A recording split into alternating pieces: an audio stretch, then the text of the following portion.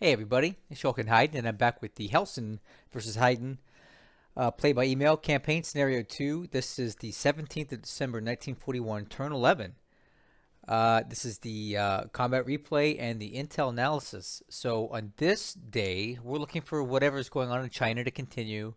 Also, we want to see if he's going to come back to Rangoon for another piece of the action, and we're waiting for him to hit Singapore. So let's watch this turn together and see what exactly he's going to throw at us. Oh, don't forget those carriers near a ball. I don't know where they're going. Could be bad. Ah, dang it. Sounds like we're going to have music for this one, guys. Every now and then this game does this to me where it decides to play music. So I'm going to have to keep the volume a bit low on this so we don't get blown out. Sorry about that. I'll have to figure out maybe something in the save game file that save with the music playing. Anyway, we're off to our start, 17th of December. That's not good. That's not good. Oh, dodged another one, guys. Yikes, man. He's got. All right. So one of my huge tankers, of course they picked the huge tanker coming out of Los Angeles, just got intercepted. I don't know exactly where on the map. I think the this whatchamacallit, the animation's covering up where it's at, but this is gonna be a problem.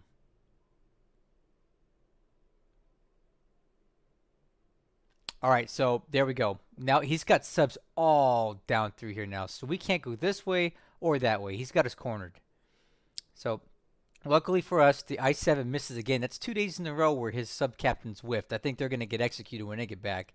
But this thing looked like a big tanker. So we dodged a bullet on this. But, you know, he's got us cornered in here with subs. We're going to have to figure out something else because the escorts did not help at all. I'll have to get creative with this. All right, pressing on.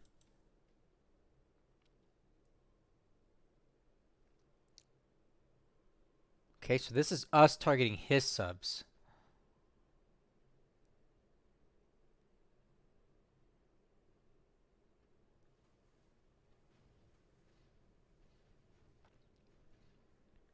This is in Java.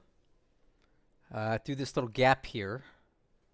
This is a destroyer that I'm trying to send over to Jillet. Oh, hey, we got a hit.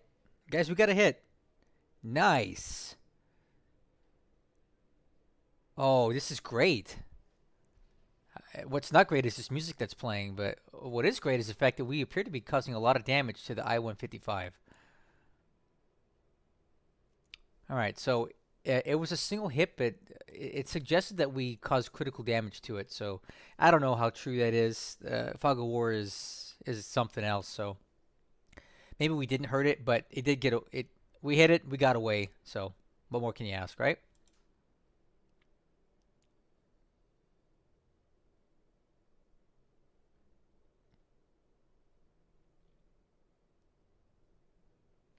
We know we're gonna have. Wait, something just sank, guys. Something just sank. I heard a sound. You may not have heard it because of the music, but a ship just sank, and it wasn't ours. Maybe it was a sub. That wasn't our ship that sank.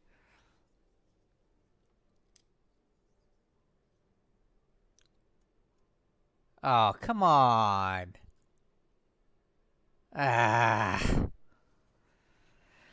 Okay, now we're damaged. Argonaut's taking damage from this patrol boat. We're here at Kavieng.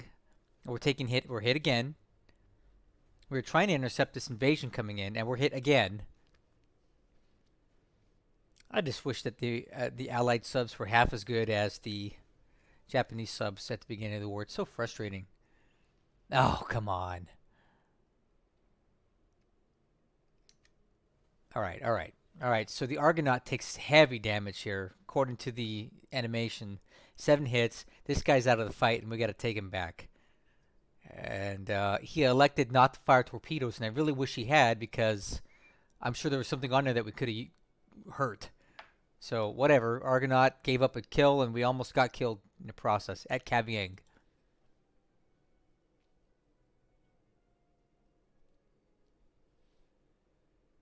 Oh man, he is everywhere. He's literally in the middle of our convoy lanes, like right in the dead center of nowhere. So this Vito is definitely going down here.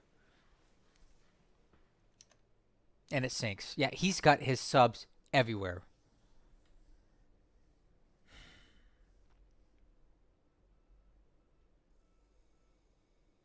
Mm, if I were a betting man, I would say those are probably the carriers. Yeah, that's the one thing about Hellsen watching my Lodric campaign is he kind of knows my playbook to some extent. He knows some of the things I like to do, so he gets to just look at Lodric's campaign and put stuff where he knows that I typically like travel. Yes, I know I need to vary it up, and I do, but it just sucks that he has that kind of advantage on me, and I don't have anything on him like that. Kind of wish he wasn't watching my videos. I feel like it just gives him an unfair advantage. But, there's no rule against it. It's technically a different campaign, but it just makes it very difficult for me to work around that. I'm at a initiative deficit all the time with this guy. All right, so he attacks Clarkfield and does a lot of damage there.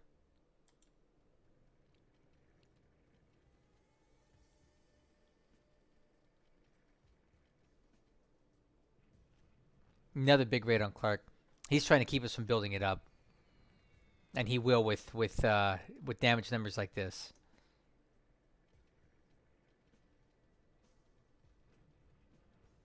I really wish that music wasn't playing right now.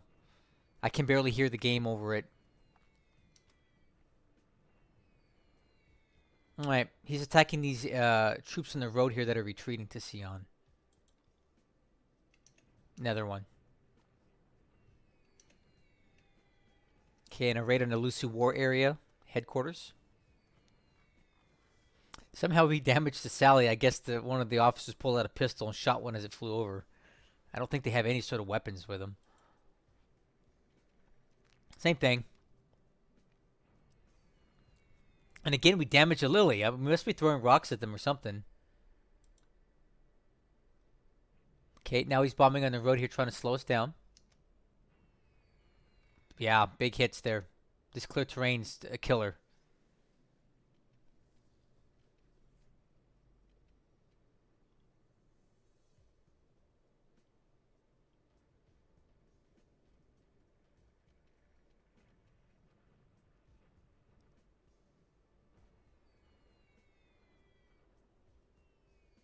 Okay, Sonya attacking the mountains here. Kind of a waste because she's not going to get through this terrain. Bombing right on Temelo. Targeting infrastructure there.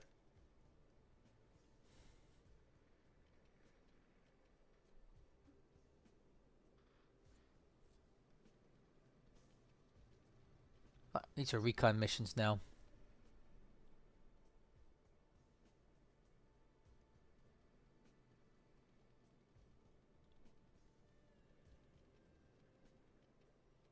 Okay, another raid on a Lucy War area, which seems to be kind of a waste, but, it's fine.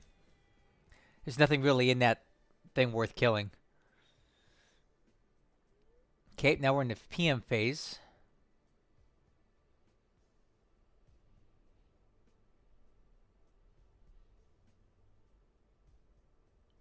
There's our poor sub trying to get home.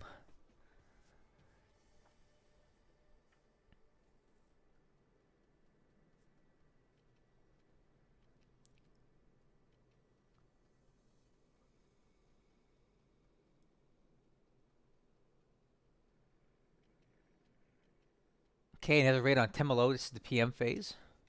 And again, targeting the building of fortifications there.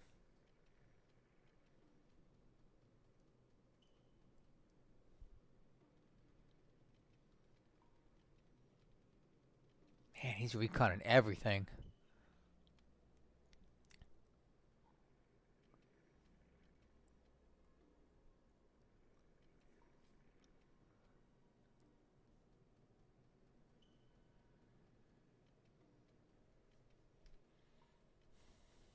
Okay, so that's a good thing. That's all that happened here. Again. This I-7, man, he's something else.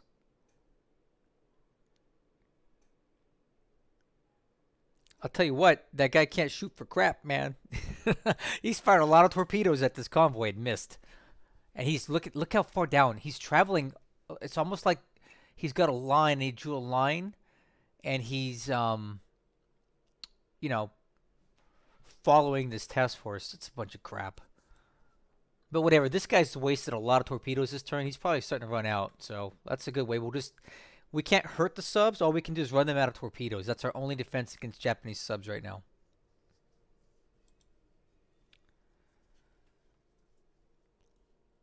Yep, there's Kavieng.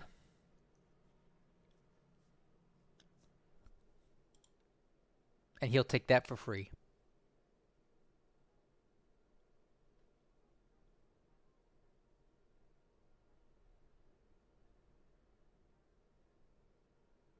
Oh, there it is. Well, I was wondering if Singapore was going to fall or not. This is definitely going to do it.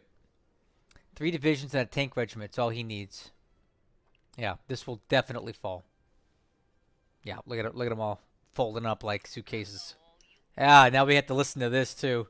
Insult to injury.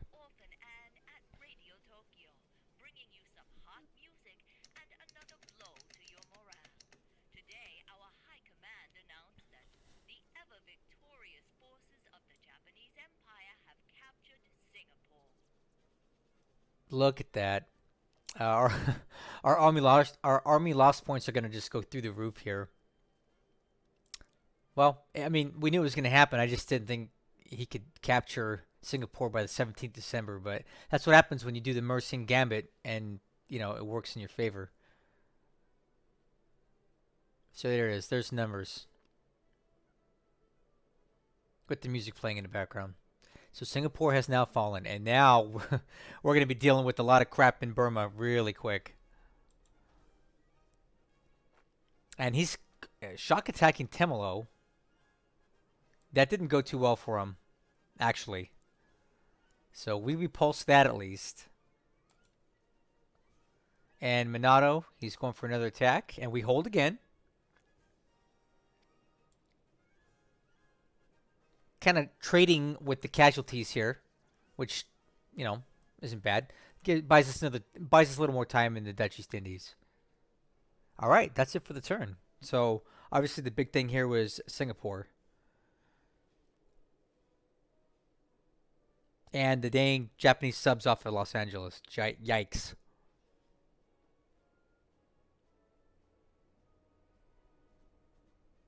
And the music playing during the turn.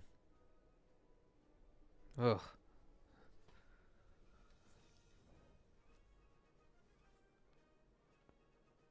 Okay, let's see here. Get some ships coming in. Cristobal, Cape Town, Aden. More at Cape Town. Looks like a tanker at Abaddon. A new artillery regiment at Fort Ord. Oh, okay. Well, let's analyze this turn. Hopefully with maybe less music. Okay. We're back. Let's look at this. Numbers. Aircraft losses for this turn. 1 of ours to 5 of his, which is always great.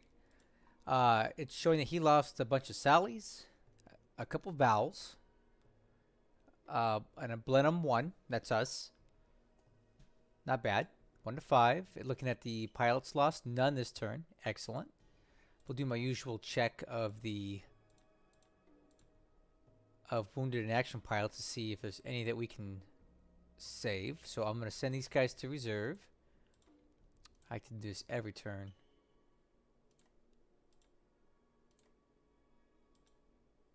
There's a couple in here that look like we want to keep. Wow, a lot of wounded pilots, huh?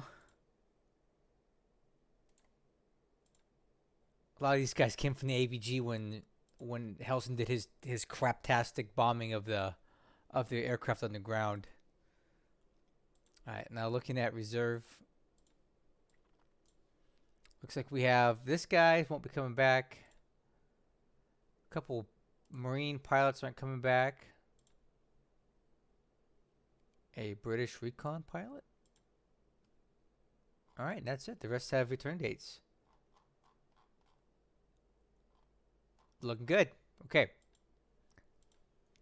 Pressing on here to the lost points. Obviously, with the fall of Singapore and the surrendering of all those troops, our lost points skyrocketed this turn. There's really nothing I can do about it. This is bound to happen early in the Allied campaign. You absorb up to or exceeding 4,000 points of lost points just to all the troops that surrender get cut off and killed due to the Japanese onslaught. His ticked up just a tiny little bit, but obviously that's a huge disparity there, and it's really unavoidable. Looking at the ship sunk for this turn, it's also kind of skewed because all these ships are actually building in the port of Singapore, and when you lose it, they get destroyed in the dock or get canceled, but they count against you as ships killed, which I think is really ridiculous because, they weren't even built yet. But there you go. That's why our ship loss points went up so high. And obviously we lost the Vito out in the middle of nowhere because Hellsen subs are everywhere. All right. Still showing no additional Japanese ship sunks. We did hear something last turn. We'll see if we can figure that out. He is quickly evening his score here. Now, let's take a look at the combat report to see if we can figure out what it was that we heard sinking. Well, I heard it sinking because I could barely hear through the music. You guys may not have. So he's already clearing mines at Hong Kong, right? They got some mines there. He's clearing a lot of mines at Hong Kong right now, as you can see here. I'm looking and I'm not seeing anything that's going to indicate to me what sank. The only thing I can think is that the Japanese sub that we damaged at Luganville last turn sank on the way out.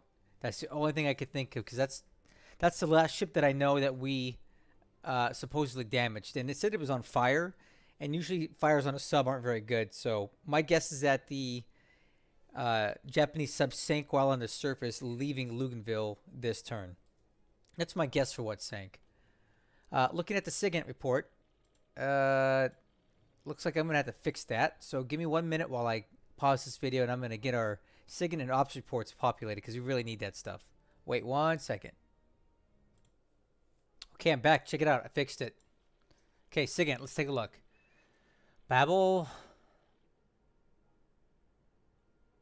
Load on a CM, moving to Saigon. All right. Heavy volume of radio traffic at Cam Bay.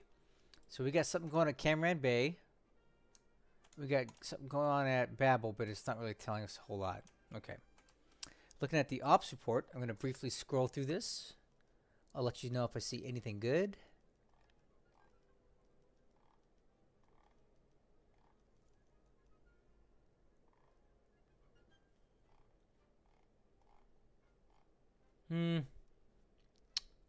Nothing in particular.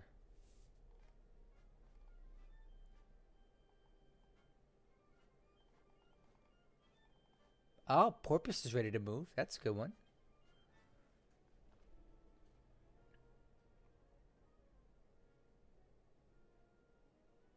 Okay, get some reinforcements down here. This division is delayed because Manila is occupied, or we don't own it.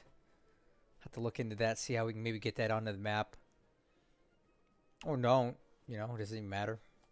All right, let's talk about the situation. We'll start in China. So, there's not much to say here. The big operation we have going on at the moment is a jailbreak out of this hex here. So I've got this guy heading into here to occupy this to give these guys an exit path, right? So by next turn, we'll have about 1,000, 1,500 AV in this hex. And then we will have the possibility of extricating these guys out. So hopefully we can make that happen. I'd like to wrap up this whole operation in the next 3 to 4 turns and get back to Nanyang and up the road. We're still filtering into Wenchao, and then we'll make that a bit of a fortress, and we'll see what we can do with that. 800, 10,000. Yeah, we're going to have about 1,600 AV in Wenchao, so We'll see how long we can hold out there. Looking over here in Burma, nothing at sea, nothing really interesting. He did not attack again by air. I think he's recovering. But as you can see, we still have Japanese troops making their way up this road here. We have them coming up this way. I'm hoping these guys here are just like a bunch of engineers to build up this base for the air war. But, you know, they could be infantry. We just don't have much here in Burma to hold them back. So, especially now with the fall of Singapore, he didn't use that many troops for here, actually. He committed way less than I thought he would. So that means that he's got a lot available who are probably well on their way to Bangkok via ship or some other type of way. So we're going to be dealing with a ton of Japanese troops in Burma here, probably by January. He's really pushing the pace on that. The big story here in Malaya is that he took Singapore very, very easily on the 17th of December, which is really fantastic. That's about almost as fast as you could do it as a Japanese player, assuming everything went perfectly for you, and it did for him. So good job, Hellsen. You've probably played this so many times, you know it. You have this playbook like kind of copied and pasted. And you know what? It worked for him. So good job, man. He's got Singapore, which means we're going to be subjected to naval power in the Bay of Bengal way earlier than I was hoping we would. Java's doing all right. We had a sub encounter over here, then we damaged the sub. We got these guys heading out to Darwin with a lot of fuel. We have more escort here waiting to move these guys out. And I have another destroyer coming in this way to move these guys. And then these guys from Osthaven with tons of fuel are going to head down to Perth. So we did get quite a bit of fuel out of here, which is really great. In the Philippines, he's been bombing Clark Field quite a bit. So we have a fair amount of damage, which is slowing down our fortification building. Still nothing new to report at Manila, but it looks like the garrison issue is starting to take hold there. He's actually getting a lot of damage accumulating there, which is great for us, bad for him. The only thing new I spotted in this area is this task force here moving southwest. I guess it's going to Sarong, but I don't entirely know where he's going or what he's doing. I don't think this is our invasion of Ambon, though.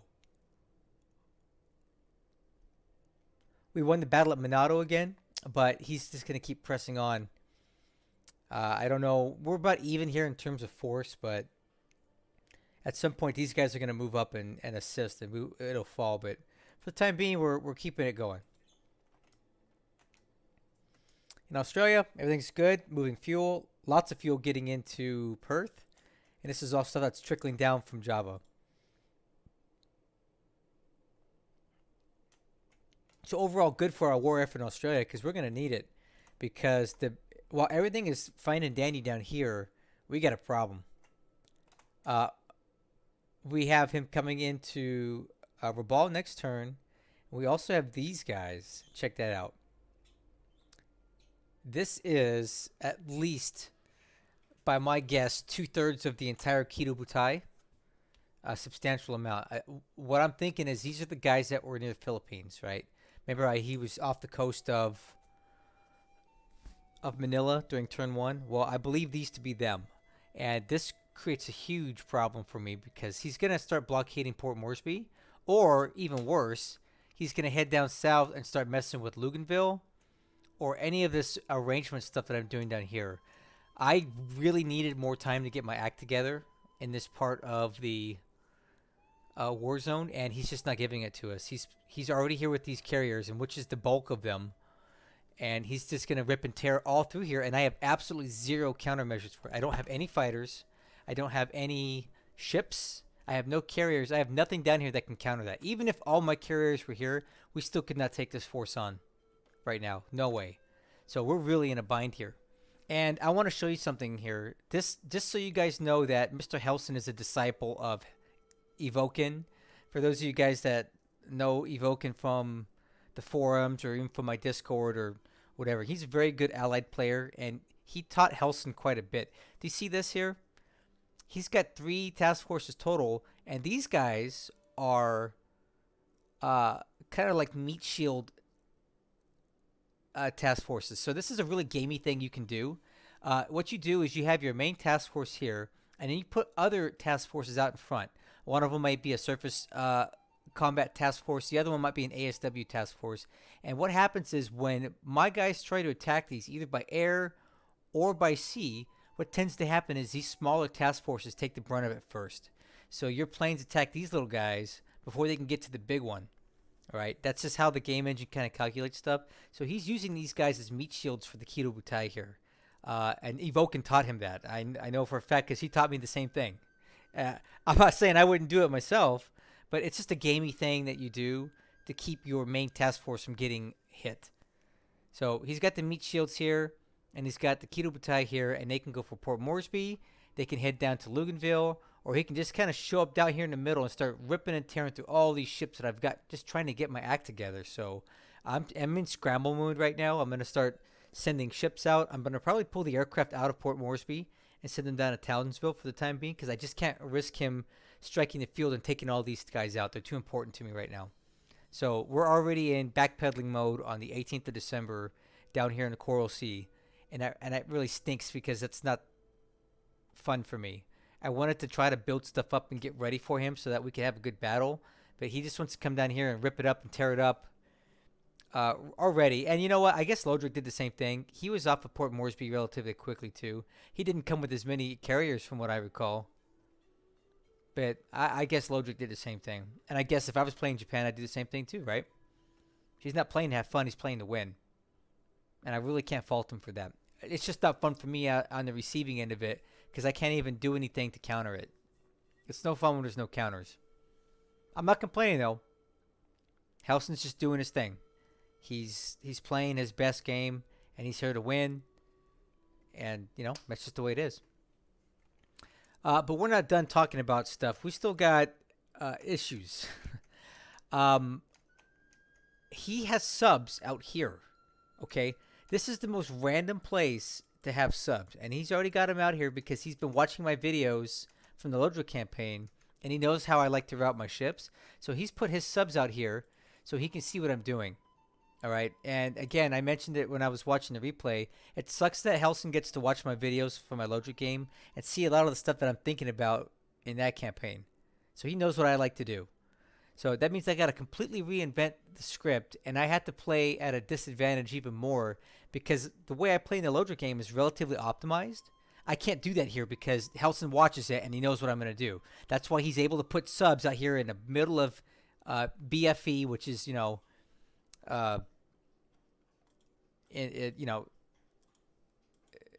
Egypt, okay?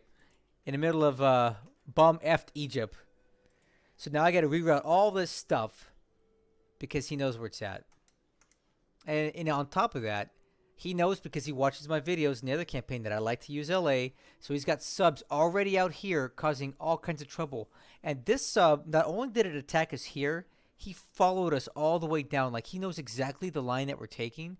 And he's just moving this sub along with the convoy, and he's just shooting, taking pot shots at it every single time. And that sucks.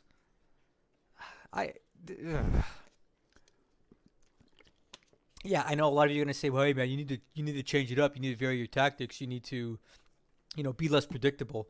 Well, I'm also trying to optimize stuff, and I'm trying to get things done here, so I have a fighting chance of playing this guy.